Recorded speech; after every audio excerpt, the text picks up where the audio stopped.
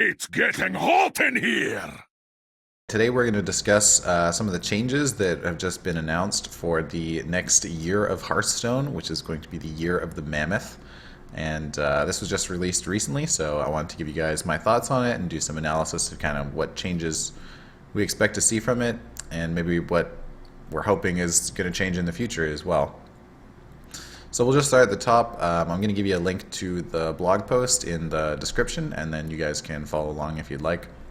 The first one is the Hall of Fame cards. So there are some cards that they've decided throughout this first year of Standard that those cards were being played too much and that they weren't encouraging the game to develop in a good way. So they're going to be taking them out of the Classic set. And this is a big deal. And I think this is a big deal. Even if we didn't like the changes, seeing them make changes to the Classic set is a huge step in the Standard format. That means if we have problems in the future with other cards, we can trust Blizzard to step in and make adjustments to that. And I think that gives a lot of faith back to what some of us have maybe been missing lately in this expansion. The idea that Blizzard is willing to change some of those principles once the game shows it needs to happen. As for the actual changes itself, there's 3 neutral cards and 3 class cards that are going to be changing. So we'll start at the top with the neutral cards. I find the neutral cards that are changing probably more impressive than the class cards, which seem like kind of obvious choices. For the first neutral card is Azure Drake. Azure Drake, a longtime staple. I'll read the description that they give. Azure Drake is a strong neutral card that ended up being a bit too versatile, thus became one of the most played cards in the game. There should be more 5-drop options for players rather than considering Azure Drake as an auto-include. I think this is true. Azure Drake is played so often through so many expansions. It's going to be hard to see it go. We've all grown accustomed to it. And honestly, one of the most enjoyable parts of this card is it's drawing you a card. Its power level was probably too high with the tribe synergy and spell power, but having a big guy that drew you a card lets you get a lot of flexibility in your decks. So it'd be nice if they at least give us some other card draw options to compensate for that loss. But I can totally understand why they're removing this one. It has to be one of the most played cards of all time in Hearthstone's history, and for good reason. It performs its job with exceptional power. The next 2 neutral cards that are changing are kind of in a different vein from Azure Drake, and I wanted to think about them both together just because, and they are going to be Sylvanas and Ragnaros. Right away, the one thing that's on my mind is we're changing 2 powerful legendaries that are definitely strong, but have random effects on them. Both Sylvanas and Ragnaros have near game deciding randomness that can happen from them. So we'll start with Sylvanas more specifically. Similar to Azure Drake, it's hard to see a card at 6 mana outvalue Sylvanas. In addition, Sylvanas has the most powerful death rattle in the game. As a comparison, the priest card Mind Control costs 10 mana. We have exciting death rattle builds coming around in combination with Sylvanas that would be too powerful for Standard. It makes a lot of sense that they're testing expansions ahead of time, and even a play like Sylvanas Shadowflame that a Warlock pulls off has some pretty crazy power to it. The comparison with Priest Mind Control is something I also always do. But it's funny to think about that because there are other mechanics that steal things that are actually less valued than Sylvanas was. Mind Control Tech or Cabal Talon Priest I think of as 2 really powerful mind control mechanics that are just on the body of the card. But it makes sense that Sylvanas has synergy. The way that you can use it with other cards is pretty powerful. And I like that it's getting removed in that sense. But I'm sad to see Sylvanas go because she's such a great Warcraft icon.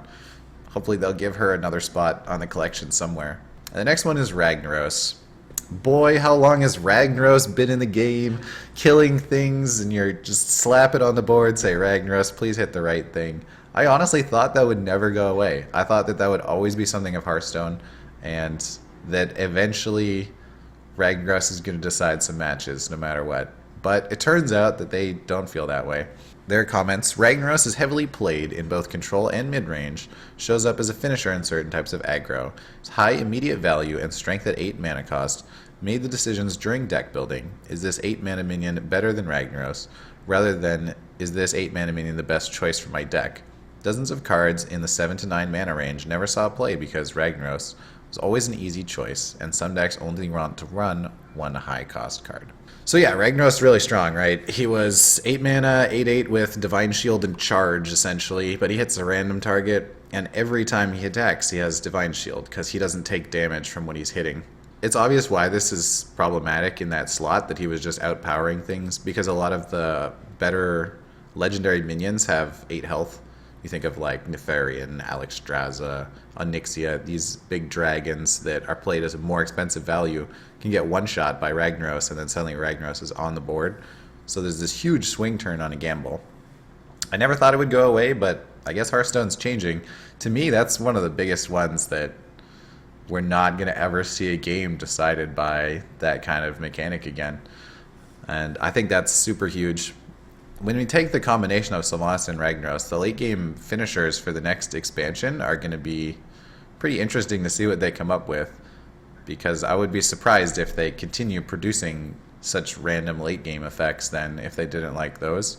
But it might have been they simply changed those because the actual power of the cards was too high and that the randomness included was just incidental. Anyways, the class cards that are changing, they seem all really sensible, and I think that when you consider each card, you can kind of understand why.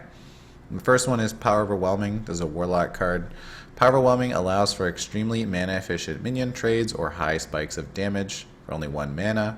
Keeping this card exclusive to Wild will prevent some crazy combinations and spike damage. Warlock decks tend to use lots of classic cards, so the decks change less when new expansions release.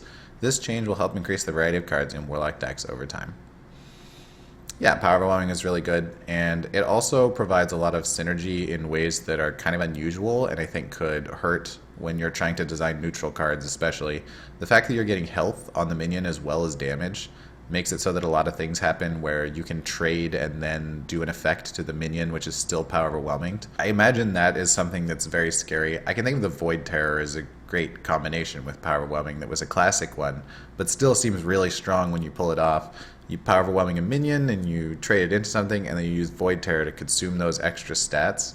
So obviously some things that maybe they wanted to work on couldn't be behaving around that. And just the damage itself. 4 damage for 1 mana is the highest amount you can do. The second one, Mage card Ice Lance. I think this one's the one that everyone's most surprised about. And it's possible they're just interested in the 4 damage 1 mana spells, because low cost spells tend to be the most problematic. Their comments are, Freeze Mage is a fun deck that has been around for over 3 years now.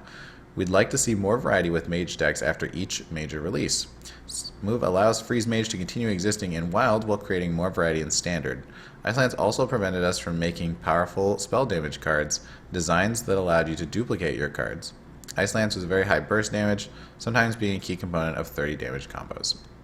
So yeah, they kind of refer to it as just the damage part, right?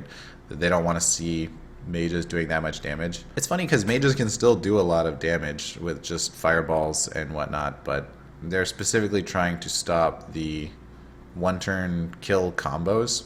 And I imagine with the changing of Emperor Thorzan, they're also probably going to introduce some other types of spell synergies that these 1 mana spells are extra problematic with. They also added a lot of freeze things in this expansion, however, and the Ice Lance still is not like a great card. It just shows up occasionally, so that one's probably the most surprising of the class cards, but I don't think unreasonable. The last one, Conceal. Stealth is a very powerful mechanic, can also be frustrating to play against, more for some classes than others. Hearthstone should ultimately be a game of plays and counterplays, and Conceal makes it more difficult for other classes to interact with rogue minions. We considered promoting Auctioneer to Wild instead. In the end, we decided to move Conceal because Auctioneer has proven to be one of the most skill-testing cards in the game. We think the power level of Auctioneer decreases with this change, and games where Auctioneer is played will be a bit more interactive. Yeah, I mean, Conceal is just a strong mechanic, right? It's not even stealthing 1 minion, it's stealthing all of your minions. It's possible you could have tried nerfing this card in some other way, but I'm not sad to see it go. Is anyone out there sad to see Conceal go? The diehard rogue player. But even the diehard rogue player would probably rather have some cooler rogue mechanics instead of trying to use bad minions and then stealth them to do something really overpowered. I think including the stealth on the minions is also a really fun design for some of the rogue cards we've seen recently, so I'm okay with stealth in that sense, since it just like allows it to get an attack. But when you're stealthing powerful minions, it can be pretty scary. So I'm totally happy with that one. That one seems like the most sensible of the 3 class cards. So that's the end of the cards that are rotating, and I guess we should just take like a summary thought on that then.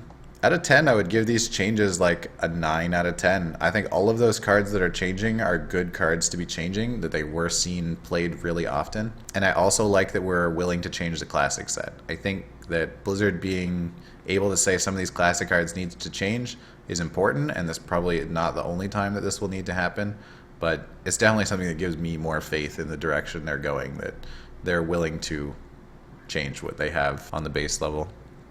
Next thing is that we will not get any more adventures. We're only getting 3 card releases, so we're getting 3 130 card expansions for the Year of the Mammoth and no adventures. This is a change. We had expected to have 1 adventure and 2 expansions, so they changed an adventure for an expansion. I think the biggest thing with this is, from the recent card expansions, most of the cards haven't been played. We've seen, 130 card expansions, but only 20 to 30 cards ever make it into constructed. I always find that number hard to absorb. It depends so much on the quality of cards we got in those expansions, but more cards seems better. If they're confident adding that many cards to the game, there's got to be some good ones in there that we can play with and have some fun. So I'm looking forward to seeing what they come up with. I do hope that some more of them could be playable in constructed than this most recent expansion, and probably the rotation of losing some of the old cards will help a lot with that. They're announcing that they're going to be supporting Wild more. Essentially, Wild will be more interesting after this rotation. At the moment, Wild and Standard are only slightly different, but after the next rotation, Wild and Standard will be very different. And I think that is a good time for Blizzard to say this, where they're going to try to encourage some Wild type of tournaments. So looking forward to that. I don't know exactly what's going to win in Wild. It's going to be pretty crazy, but it's something to think about anyways, that it'll have a different style of play than it feels at the moment. And they said they're going to announce more features additional in-client features to support fireside gatherings. So this is pretty vague. I'm crossing my fingers that this would be the ability to resume from replay. In-client features for fireside gathering seems like a really specific thing. And the thing that I can think of most that goes wrong at any type of level of Hearthstone competition is that you have a disconnect and then you can't get the game back and you have to start a completely new game, which is so different in Hearthstone than any other game. I would love to see that they add a way to resume from a replay or a disconnect. That would be absolutely fantastic. So that's what my hope is. And that's it. That's what we're looking at. The big thing is the changes to the cards and the changes to the expansion format. I'm happy with these changes. And I definitely think that Hearthstone's heading in a better direction with the way they're looking at the game now. Thanks for watching.